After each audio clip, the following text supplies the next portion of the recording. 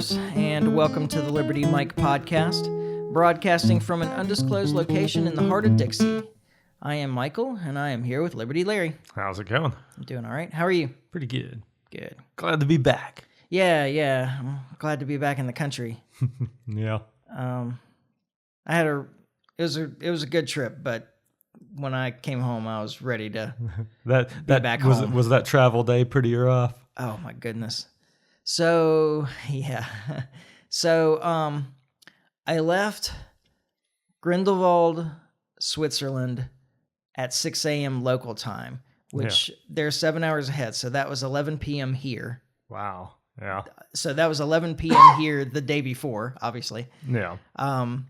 And then rode in a car for 2 hours and 15 minutes to the airport in Zurich. Yeah. Then got on a plane for 8.5 hours from Zurich to Philadelphia. Yeah. Why this kind of stuff works this way, I don't know, because I left out of Charlotte, but I was flying to Madrid when I left out of Charlotte. Oh, yeah. So flying back from Zurich, I landed in Philadelphia. So then I had to take another flight to Charlotte to take another flight to Pensacola. Good night. And I got home at 9:15 or something, which means that I was traveling for 22 hours. Yeah. And I'd been up for a couple hours before we left in the morning, Yeah. partly because I can't sleep when I have to get up and travel the next day because I'm always scared I'm going to miss something. Not wake up. Yeah. Which is ridiculous because I never sleep Because through you the don't night have a anyway. problem sleeping. Yeah, exactly. Like that's a concern for me, but Yeah. So I'd been up for a couple hours then. And then, when I got home, I didn't go to bed for a couple hours either. So I was up for 27 hours. Oh wow. Yeah. like That's take its toll on you, man. Yeah. And yet still, I woke up 4.5 hours later. Yeah. And was up for the day. And I just kind of got up and started cleaning the house because I couldn't sleep after that. And I still haven't really adjusted back to... Hadn't quite got reset yet. Yeah. So for the first time in my life, I'm looking forward to... Yes, the cough is so much better. It is better, but it's not gone. I talked to my doctor. She said the cough is the last thing to go. Okay, well... Yeah, she said it always is. So. Yeah. I don't remember what to say. This is for the first time in my life, I think, that I'm looking forward to the time change springing forward. Oh, yeah. That's because it might actually kind of put me back on schedule. Kind of reset you a little bit. Yeah, it'll get me closer. The latest I've slept since I got back is 5:15. Wow. And I usually get up about 6:30, so I'm close. Yeah, you're getting there. But yeah. So maybe the time change will get me back, because then my 5:15 will be 6:15. That's really close. Yeah, definitely getting on the right track. Yeah. So, but it was a fun trip. I had a really good time, and the Alps are amazing, and Fastnacht and Basel is nuts, and Sevilla is a really beautiful city. And Madrid has a really beautiful airport, but it sucks. Oh, really? Yeah. So it's aesthetics only. Yeah. I took a picture in the airport. That's how beautiful the airport is. Yeah. But I did not have a good time in the airport in Madrid. And to be fair to them, part of this may be that I landed there at 5 a.m. local time. Yeah. But it's like they're hustling you through everywhere, but nobody's giving you any instruction, and there aren't even any signs. Now, I don't speak Spanish, but I read it okay. If there are signs, if there was a up sign, in you Spanish, could parse it, right? Yeah. But there's no signs. There's nobody giving instructions. They're hustling you through everything, and then they're yelling at you when you do it wrong. Yeah. Also in Spanish. I don't speak the language anyway. Yeah. Luckily, there was randomly some Swiss guy who spoke Spanish who kept sticking his head in and translating when they were giving instructions. He's saying to take the computer out of the bag. Oh, okay. Thanks, man. So anyway, it was a good time though. That's good. Well, glad to be back, and I got back just in time. Yeah, right before the war started. Yep. About 4 hours, I guess, before the war started. Wow. So I don't think that would have affected my flights in Europe. Yeah, I was going to say, you weren't really traveling in areas that I don't think you were traveling in areas that would be affected, but. No, all the same. By the time I woke up 4.5 hours after I went to sleep, we were at war. Yeah. Well, except that we're not. I was going to say, it depends on who you talk to. Yeah. As I found this week, a lot of people really put a lot of, I guess, faith in what the government says is war versus what. Oh yeah, they play these nomenclature games that I just don't really understand. To get around all kinds of stuff, like as if dropping bombs on a country is not war. Yeah. Oh, but that's not war. Yeah. It's we'll call it some other word. It's like, and we're gonna see more of this, I think, too. It's like the whole assassination thing. Yeah. Like there's international laws against assassinations. Yeah. Right. So it started with Israel, as far as I can tell, but like it certainly spread to the U.S. and now everywhere else. Of course, they're complaining if Iran tries to kill Benjamin Netanyahu, but then it's okay if we put a missile through a bedroom window of the Ayatollah or whatever. Yeah. And because there's rules against assassination, laws against assassination, we call it a targeted killing. Yeah. And you're like, well, what's the difference between your definition of a targeted killing and the definition of an assassination? Well, the targeted killing isn't against international law. That's the difference. that is the yeah. So these two things are identical, but by calling it this other thing, you get. I don't understand how any of that works. No, it doesn't make any sense, and it all falls apart really quick when you consider like Pearl Harbor was nothing but like a targeted. Yeah, this is just a targeted strike. A targeted strike. It's not like they were trying to take it over or anything. Like, I thought that's not war, right? Exactly. No, it all falls apart really quick. Yeah. But there's a lot of people playing those games right now. I know. So there's so many excuses for this, and they're all absurd. Well, and that's kind of what's astonishing about this is there's no like cohesive message. It's all just like scattered, depending on who you hear it from and who you talk to, the reasonings and things like that. And it's it makes it, and I'm kind of wonder if this isn't like intentional, that it makes it hard to like defend against, or because everybody you talk to has a different explanation. Well, let's address some of them. What do you say? Absolutely. Okay. One excuse. They were about to have, we can't allow Iran to have nuclear weapons. Oh, this one's Well, they voluntarily entered the Non-Proliferation Treaty saying that they did not want to seek nuclear weapons. Yeah. They entered the JCPOA with Obama, saying, here, we'll provide you even more additional safeguards to make sure that we're not using our civilian nuclear power program to develop nuclear weapons. Yeah. But as a part of the Non-Proliferation Treaty, all countries are permitted the ability to develop nuclear for civilian purposes and for research. Yeah. Right. So they can do research on nuclear power and other applications of nuclear materials, medicine, and so forth. Yeah. And they can enrich uranium to use it for those civilian purposes. Yeah. This is part of the agreement that the U.S. is a party to. Yeah, absolutely. Right. And that's all that they've said over and over and over again that they want. They're like, okay, we're not seeking nuclear weapons. We will not seek nuclear weapons, but we absolutely are going to maintain our right to develop nuclear power for the benefits of our people. Yeah, which is reasonable. Yeah. Besides, and so the argument that, well, then a lot of people say, well, they could be lying about their going after nuclear weapons. Well, that may very well be true, but that's where the inspections come in. Exactly. It's very hard to hide a nuclear weapons program today. Exactly. Anyway, and beyond that, and this is I try to appeal to these people's beliefs about Iran in this case.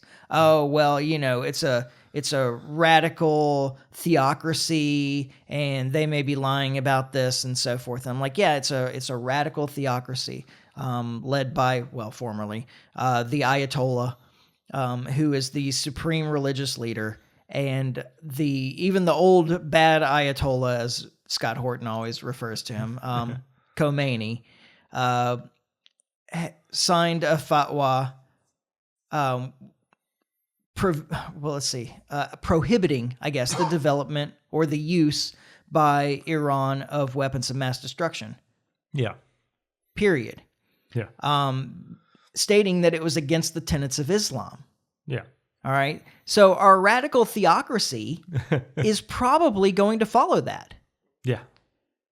I mean, that they see it as a religious tenet. Yeah, exactly. I mean, if they're more likely to follow that than any of our politicians to follow through with any of their promises. Well, yeah. And if you want a historical, and to add on to that, the new Ayatollah, who's the new late Ayatollah. Yeah, the most recent. Yeah. Khomeini reiterated that fatwa. It's one of the cats. Yeah. He's walking around the table. Felt something wet on my finger. It was a nose, yeah. So he reiterated the fatwa, and also pledged that Iran would never use weapons of mass destruction because it was against the tenets of Islam. Yeah. And if you want an historical example, then the Iran-Iraq war in the 80s, where we supported Saddam Hussein against Iran. Yeah. Remember that? Yeah. But we also sold weapons to Iran so that we could get money to give to the Sandinistas or whatever in Guatemala. That whole mess. Yeah. Which Reagan should really be more remembered for, as far as I'm concerned. Yeah.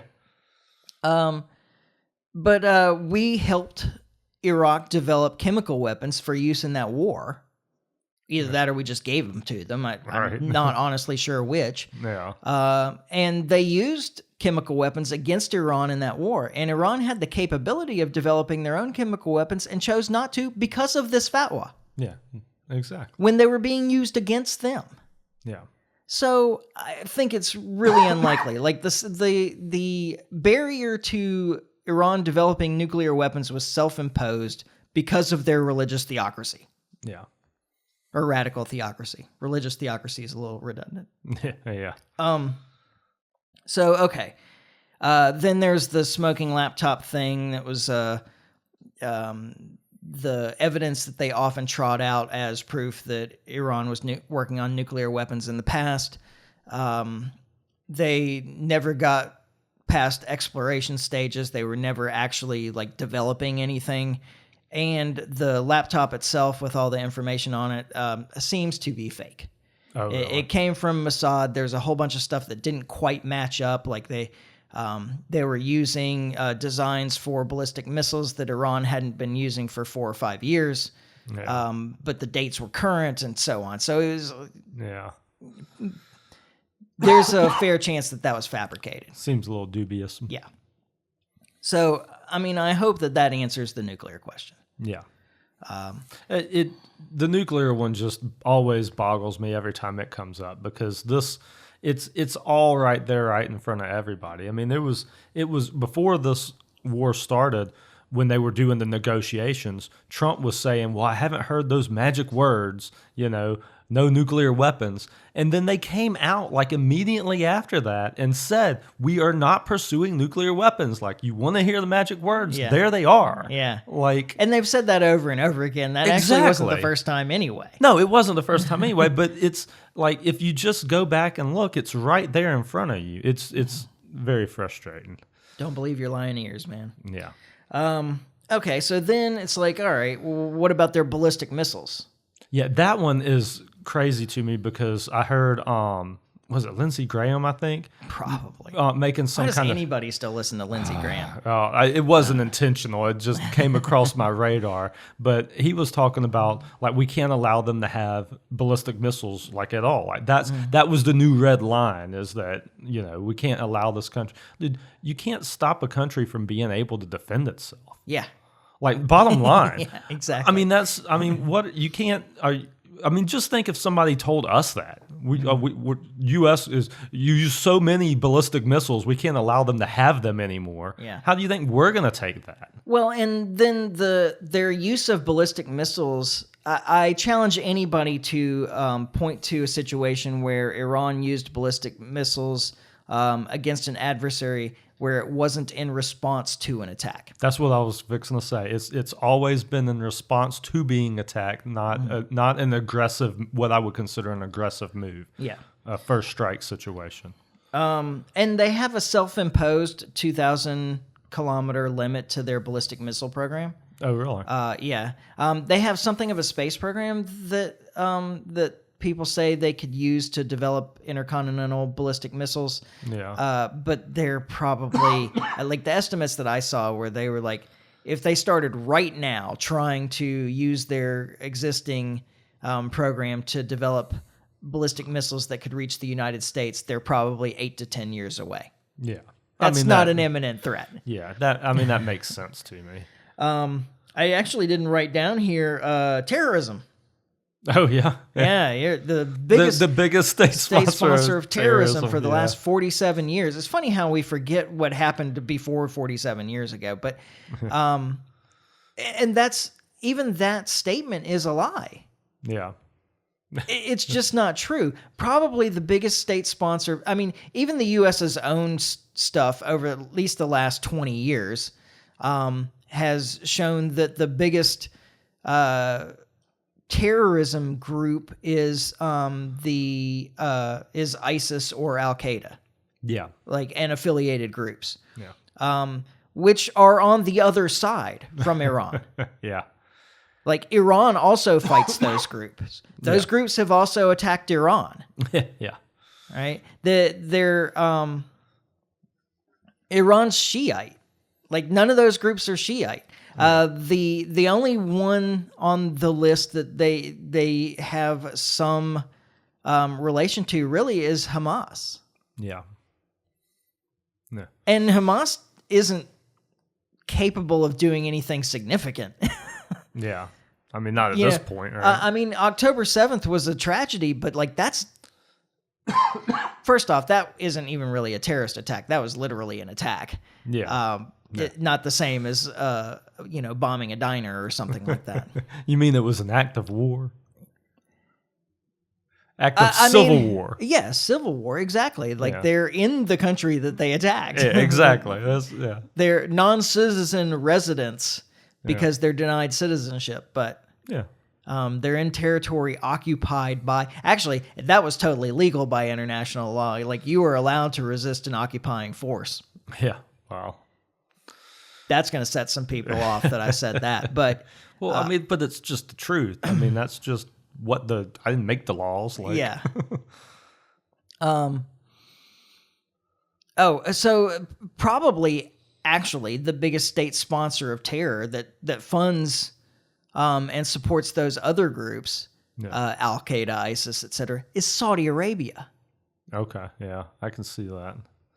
I mean, they support the Sunni terrorist groups. Yeah. And most of the terrorist groups are Sunni terrorist groups. Even Hamas is a Sunni terrorist group, but they are related at least to Iran. Iran does support them to some degree.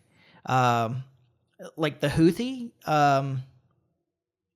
they're not really... they're actually like a political group more than anything. Yeah. Same with Hezbollah in Lebanon. Yeah. They're primarily a political group at this point.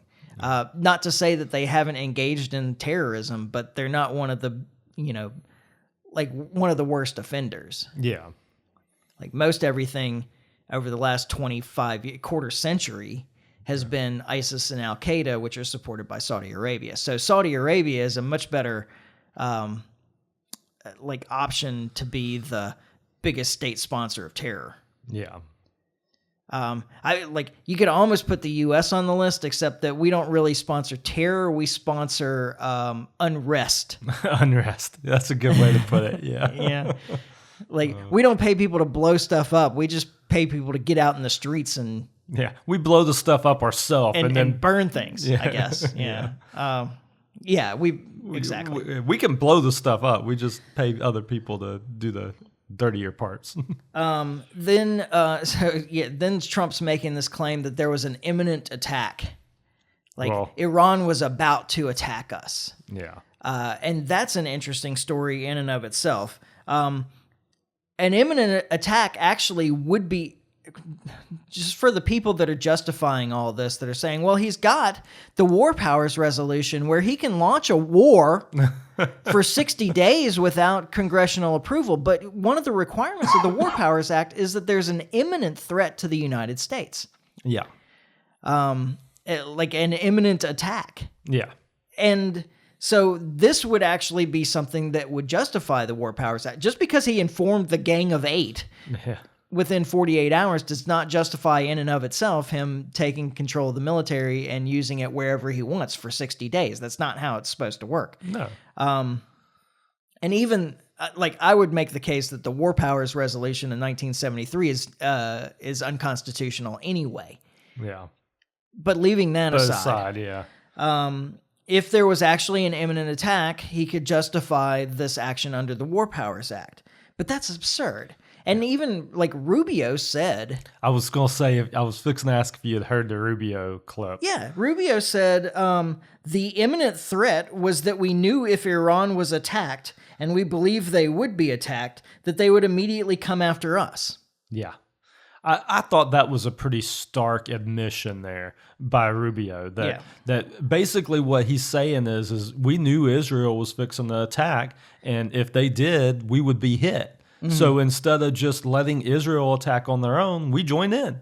Yeah. But to use that as a justification for the War Powers Act is just absurd. And that's reportedly what he said to the Gang of Eight, too, is that Israel was going to attack, and they said either come along or don't. Yeah, yeah. And so we did. Well, yeah. But yeah, that's not a threat of an imminent attack. That's a threat of an imminent response to an attack. Exactly. And the fact that we would, we have control, or should have, whether or not we do or not is up for debate. But if Israel says we're going to attack Iran and we don't want them to do that, we are fully within our rights to be like, okay, but you're going it alone. Yeah. We're not going to support you in this. And we don't have to go along with everything they want to do. Now, the truth is Trump just doesn't have the backbone to do that. He's stood up to Israel more than any president in a long time. Yeah, but we are. Maybe going back as far as Kennedy. You think so?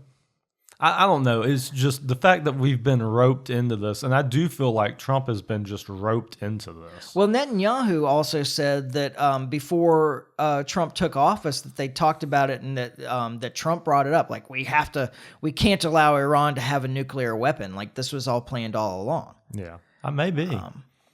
I don't know. It could be. It wouldn't surprise me a bit if Trump's been convinced that this actually was something that was about to happen. That they're just about to get a nuke and then drop it on Israel. Yeah. Why would they do that? Yeah. They know, regardless of what people think, these aren't madmen that run these countries. Yeah. Right. They know that if they actually did develop a nuclear weapon, drop it on Israel, that's the end of Iran. Yeah. Exactly. So why would they do that? The whole thing is about maintaining their power. That's all the Ayatollahs have done for all this time. The religious leadership in this country have done everything to maintain their own power. Why would they just throw it away like that? It's regime suicide. Yeah. It doesn't make any sense.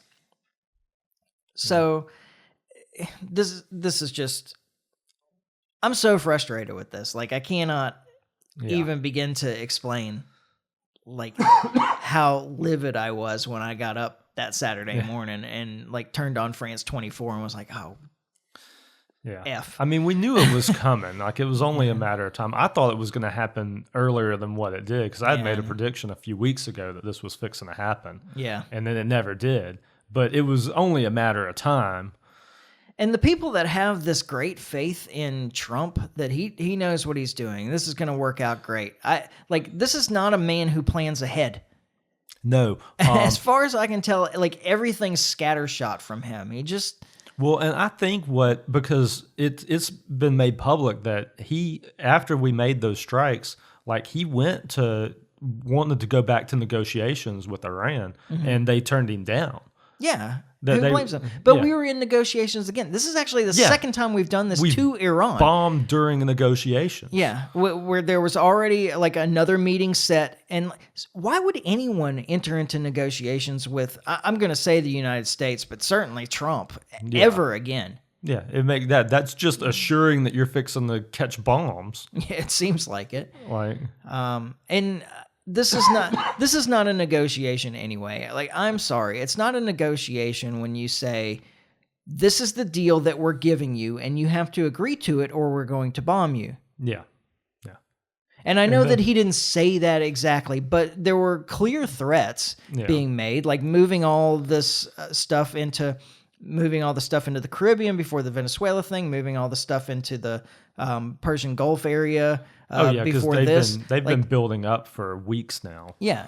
Well, and I heard an interview.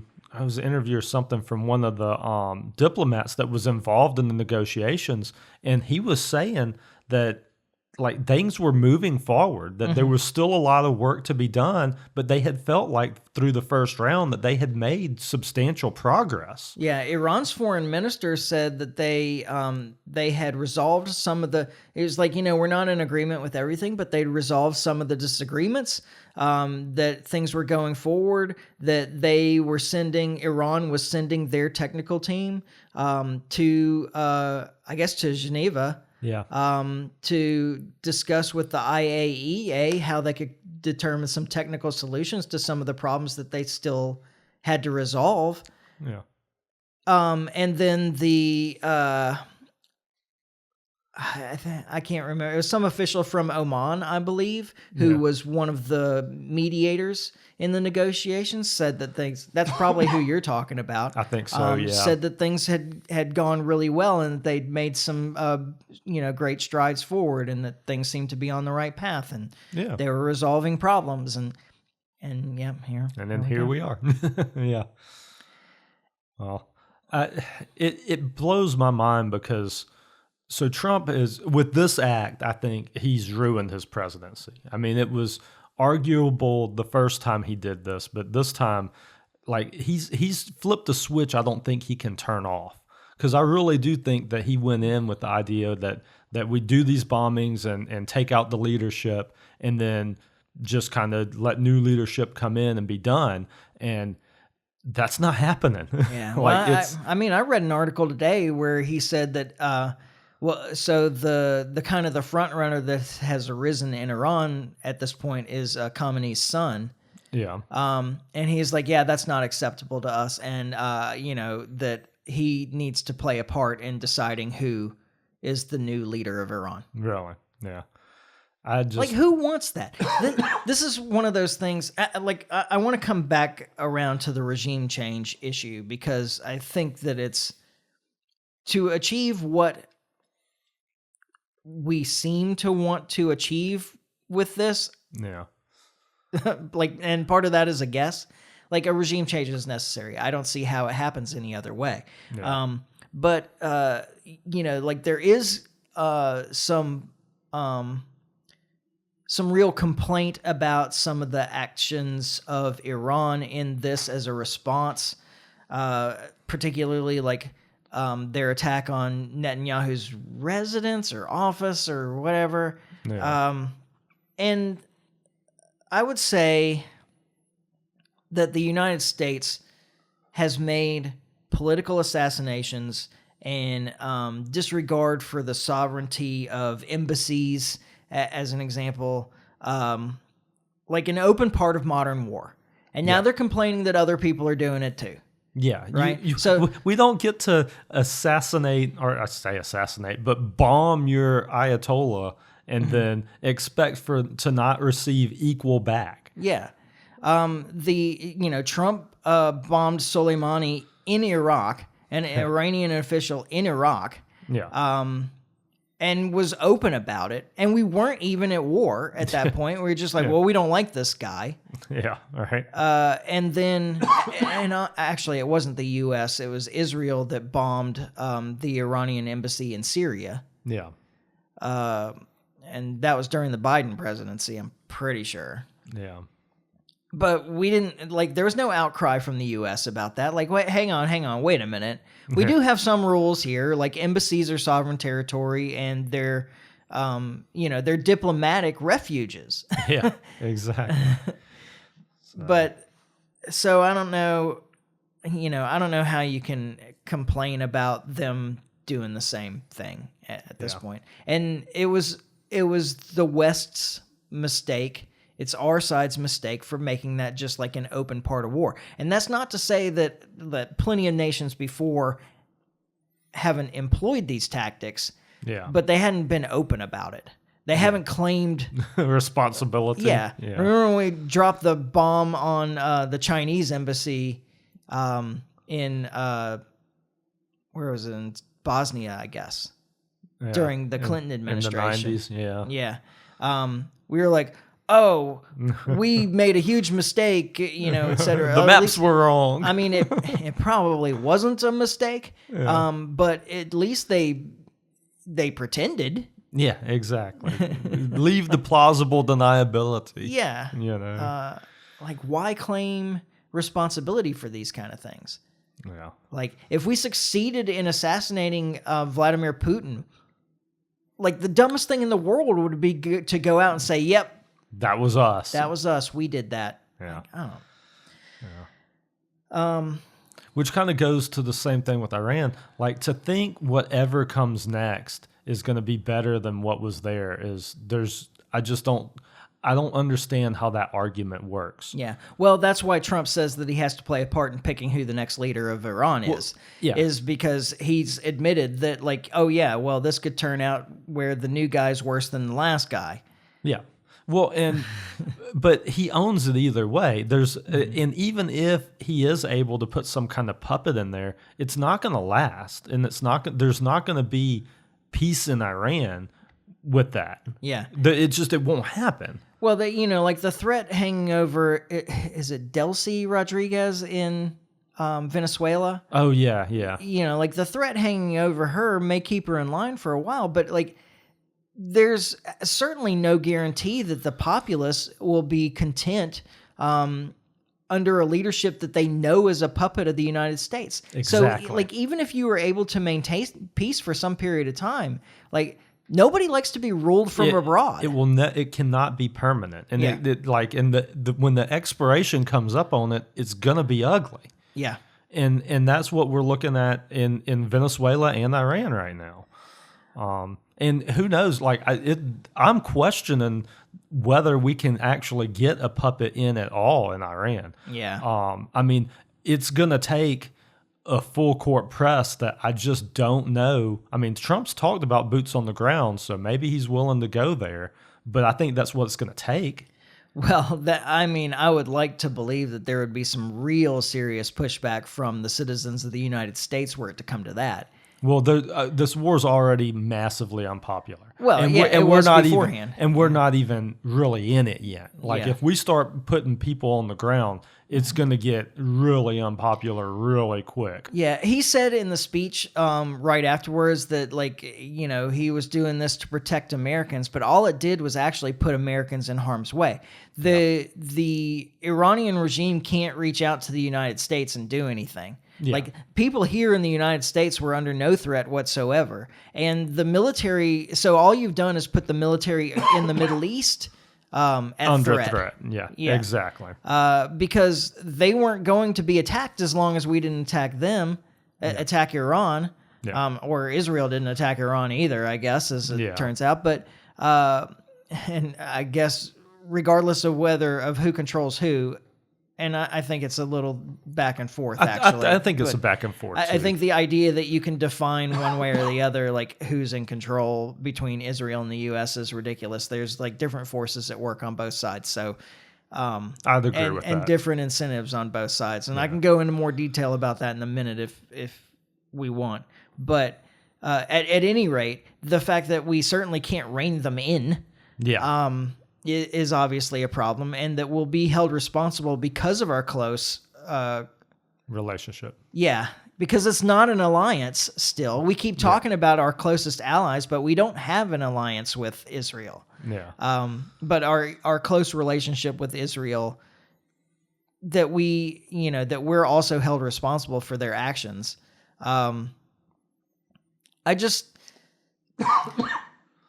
I don't see how this gets done without regime change. Oh, but Yeah. I was going to say, like, our troops around them were safe from Iranian attack until the attack occurred. Yeah. So all you've done is put Americans at risk. You haven't saved any Americans by this action. Absolutely. You just brought the tensions up. Yeah. And I would like to see, I don't know how you step down from here. I think that there was an expectation that there would be a few rounds of bombings and Iran would just we'd take out the leadership and Iran would just roll over, but they're not. No. And I think that's where Trump miscalculated. I don't think that this was anticipated. Yeah. I think he figured it would go about like it did last time when we hit Fordo and the nuclear sites. That they'd let us know and bomb a few places, and then that would kind of be that. And they've been backed into a corner here. Yeah. Like they can't and talking about the regime and the leadership, but the people as well. Like we're not harboring any goodwill doing this. Yeah, and I haven't been able to find out real specifics about this, so this is a situation where I absolutely could be wrong. Yeah. But the news is going on about that Iran is just haphazardly attacking all these countries in the Middle East Yeah. that had nothing to do with it. And I think that in almost every case, at least, they were actually attacking U.S. facilities in those countries. Yeah, I mean that was been my assumption, but I don't actually know that. I'm Yeah, with you. I don't know that for I a solid. tried to find out. I couldn't really. Yeah, I wasn't able to drill down to specifics. yeah, So at least in the time that I had to prepare for this. yeah. And then the regime change thing. So what is it that we want? I really, who knows? It's hard to I mean, say. we want that we hasn't want really some been kind defined. of puppet regime that we have control over. I mean, ultimately, like broad strokes, that's what we're looking for. Well, okay, so you want to ensure that they don't develop a nuclear weapons program. Actually, no, it's more than that. You want to ensure that they don't have any kind of nuclear program at all, including the civilian program that they are by right allowed. Yeah. They can't have ballistic missiles. They can't have ballistic missiles at all. Yeah. No defense for your country except for like people with guns, I guess. Yeah. Yeah. So how do you achieve these things without a total regime change? I don't see how it can be done. or like- without just making it a part of Israel.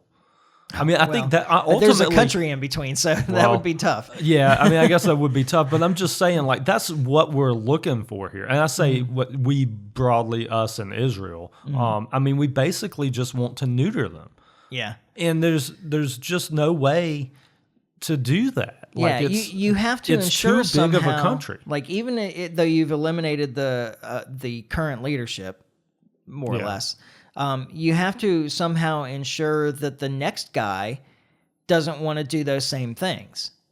Yeah. I don't know how you do that. And it's particularly difficult when at least a percentage of the people are going to want you to do those things. Yes. Maybe not an overwhelming majority, but enough to make it a problem. Yeah. Yeah. Yeah, it makes no sense. Like there's no way to we're never going to meet those goals. And so this is what I think it's really about. and I can use this to kind of segue into the like push and pull between Israel and the U.S. But this is what I think it's really about: is just look at a map. It's about geography. It's about control of the movement of resources. Yeah. Because if you're going to move things by land from East Asia to Europe, we'll say, or Africa, or, like anywhere in the West, it has to go through, and again, like pull up your maps and look at this. It has to go through one of two countries. There's no way to get from China to Europe, as an example, without going through either Russia or Iran by land. Okay. Yeah. I mean, that's both of these countries are problems. Yes. Now, obviously, we don't want to get into it with Russia because we know they have nuclear weapons. Yeah, no question there. And that would be an even bigger fight where nobody would win. Yeah. So the weaker target is Iran. Yeah. And so that's what I really think this is about. And it's about controlling the movement of resources to and from China. Yeah. Well, and that kind of brings me to my biggest worry here, is that, I mean, we are really flirting with the proxy war with China here. Because, and you're kind of making the point even more, I hadn't really considered it that way, but if China knows that Iran is where the goods are going to flow through, they're going to have a hard time just letting us put some little puppet dictator in there for the U.S. to control how they're shipping out their goods. Yeah. Belt and Road runs through Iran. Now they can get their goods through Russia. Like China and Russia have good enough relations. But at the same time, like Russia is a very powerful country, and they are going to want to limit the power that China accumulates as well. Absolutely. Yeah. They don't want to facilitate China at their own expense. Yeah. And the other thing that I think is a part of this, and this is both sides using each other, is that we want to help Israel be the Middle East hegemon. Yeah. Well, that's I believe that. Yeah. Now, as for the, like who controls who, all right, there's a lot of things going on. There are benefits of having Israel there for the United States. Yeah. It's the unsinkable aircraft carrier and all that stuff. It's a base of operations in the Middle East for the United States. And it's somebody that can like absorb hostilities that maybe should be directed at the United States. Yeah. At the same time, Israel has Israel is an expansionist state. They always have been. Yeah. They're always trying to acquire more territory and control more and more of the Middle East, and eliminate rivals around them. And the U.S. is a huge benefit to Israel in that regard. Yeah. Like if you get the biggest dog on your side. Yeah. Right. And so Israel does have a powerful lobby in the United States. And I know, like, as an example, I know Adam Curry on No Agenda Show goes on and on about how the military contractors in the United States are huge funders of AIPAC. That's true. Yeah. But military contractors in the United States are huge funders of every organization that advocates war anywhere. Yeah, exactly. All right. That's the truth. It is not focused on AIPAC, and they're not the only funds for AIPAC either. Oh, yeah. And AIPAC does have true believers in it that are out there lobbying, congressional and Senate members to promote Israel's interests. Yeah. And if you have any questions about just how powerful the Israeli lobby is in the United States, or the pro-Israel lobby, I guess you don't have to call it the Israeli lobby, but the pro-Israel lobby in the United States, like go look up VIAB, VIAB. Yeah. It is the Virginia Israeli Advisory Board. This is them moving that lobby to the state level. Oh, wow. Okay.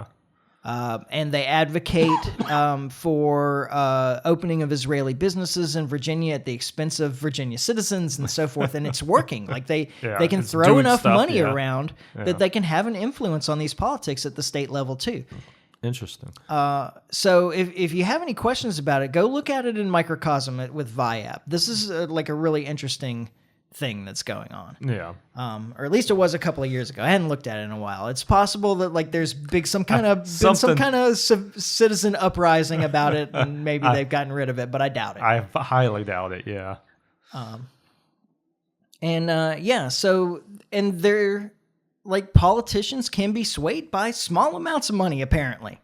Doesn't take a lot. Like, we've learned that over and over and over again. So anybody that's got some money to throw around can garner influence at the federal level. And AIPAC has money to throw around, and they do. Oh, yeah. And they're not the only ones. And so I don't think that Israel controls the United States.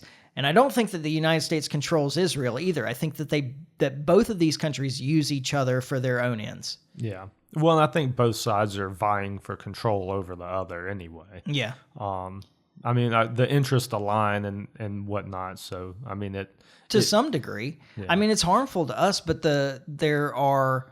well, it's harmful to them too. I mean, this attack in Iran, they're taking the punishment over it. That's true. It's not like we are. I mean, we are to a very small degree in comparison. Well, where we're going to take the punishment for it is financially. Yeah. But there are those military contractors in the United States who have always wielded outsized influence. Yeah. They benefit greatly from this, but all it does is suck wealth out of the rest of us. Yeah, yeah. To blow it up halfway around the world. And there ain't much left to suck, by the way.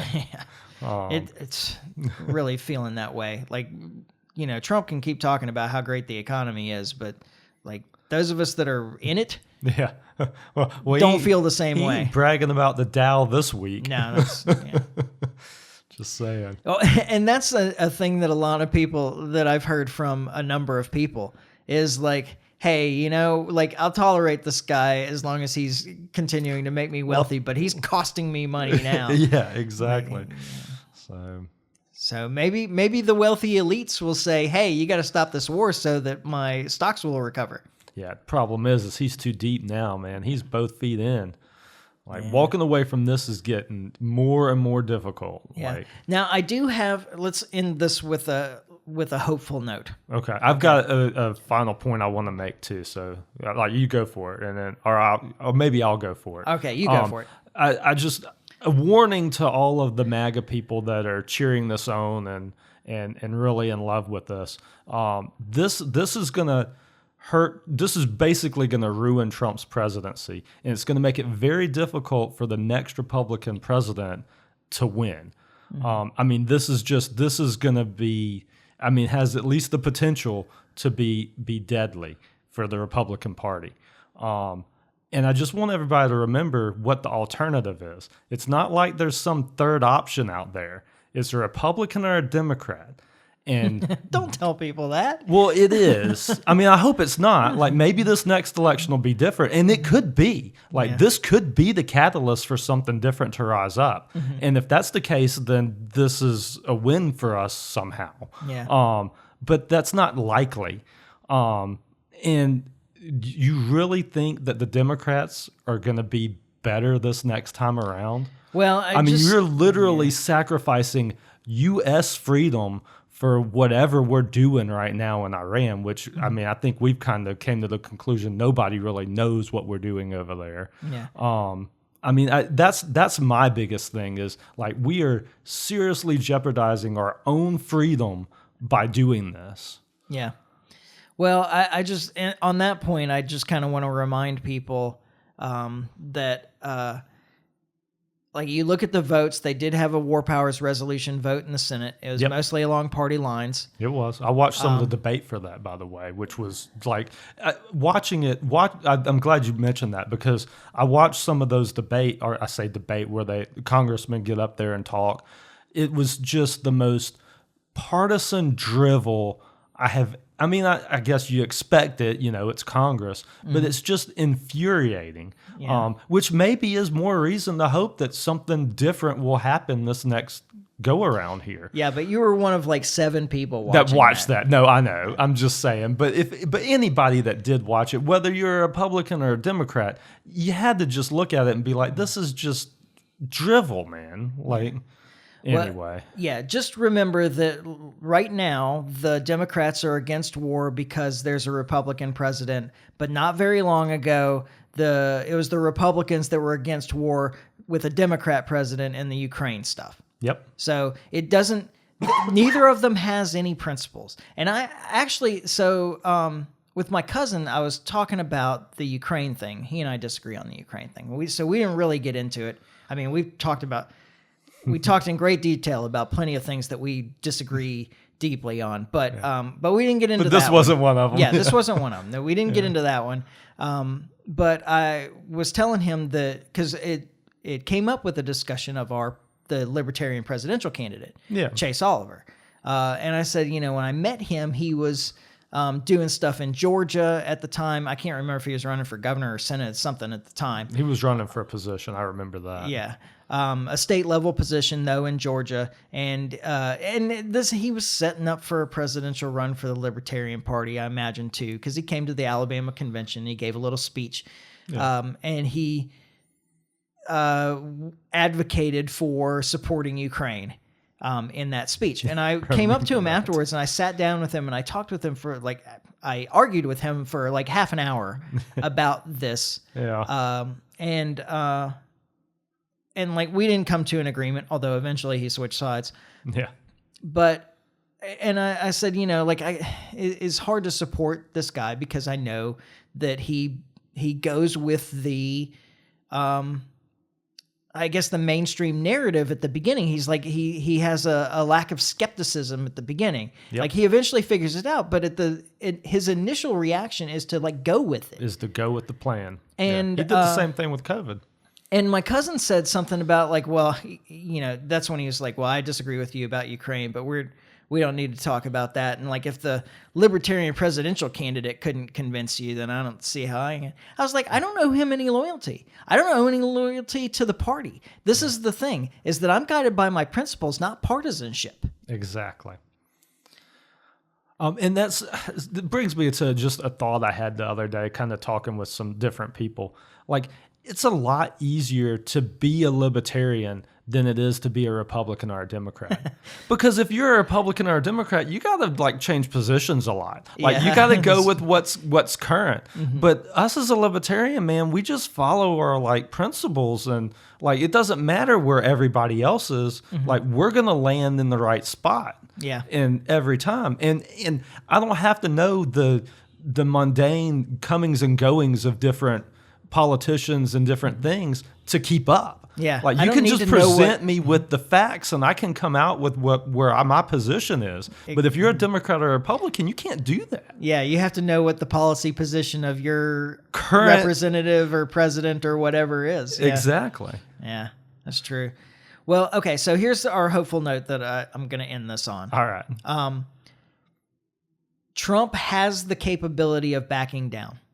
Okay. He has shown this because he had the thing with the Houthis early in his presidency. Yeah. Where they were attacking shipping. That's right. And he was like, we're going to destroy them. And we went in there and we flung a bunch of missiles and so forth.